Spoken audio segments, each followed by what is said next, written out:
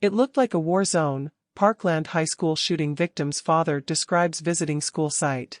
The father of a Parkland, Florida, high school shooting victim who visited the untouched site 5 years after the massacre that left 17 people dead said he was not prepared for what he saw at the crime scene, which had blood everywhere. Max Schachter, father of Alex Schachter, told CNN's Abby Phillip on Friday, "I wanted to go in Alex's classroom.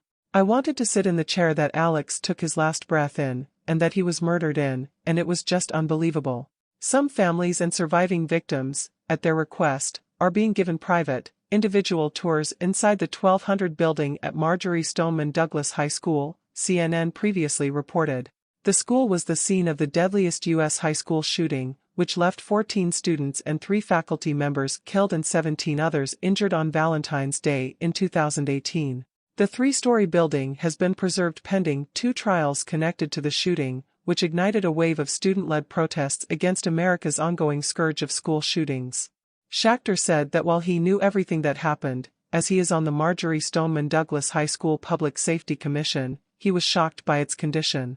"If you've done a lot of coverage on the Ukraine war, that's what it looked like in the school," he said. "It looked like a war zone where a mass murderer had hunted down and killed children and staff, and it was grotesque. There was blood everywhere. I was just not prepared for that." Linda Beigel Schulman, the mother of geography teacher Scott Beigel, who was killed in the shooting, also told CNN Friday she was crushed by what she saw. "I walked into the school, and it was exactly like they say, everything was left the way it was on that day," Beigel Schulman said.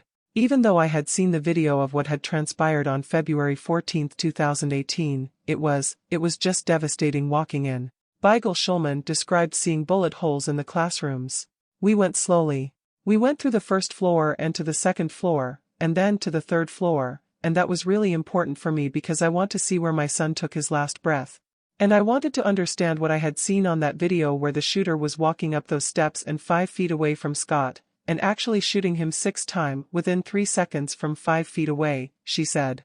She said she could visualize where Scott and the shooter were both standing. "I could finally understand where Scott was standing, how he was holding the door, how he got shot and then go into the classroom and see where his blood was on the floor," she said. Beigel Schulman described going into Scott's class and seeing Valentine's Day candy on the desks. She could see all the papers where there was Valentine's Day.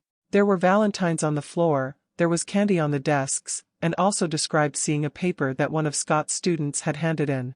"And this is one of the students who had written letters to us right after the murder," she said.